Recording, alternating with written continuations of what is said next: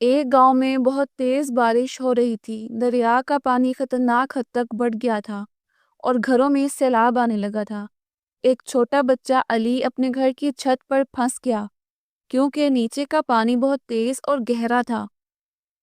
اس کے والدین مدد کے لیے چلائے جا رہے تھے لیکن کوئی بھی اس کی مدد نہیں کر رہا تھا۔ تبھی ایک وفادار کتا جو علی کا پالتو تھا وہ سامنے آیا۔ بغیر کسی ڈر کے کتے نے پانی میں چھلانگ لگائی اور تیرتے ہوئے علی تک پہنچا۔ علی نے کتے کی پیٹھ پکڑ لی اور کتا اسے کھینچتے ہوئے محفوظ جگہ پر لے آیا۔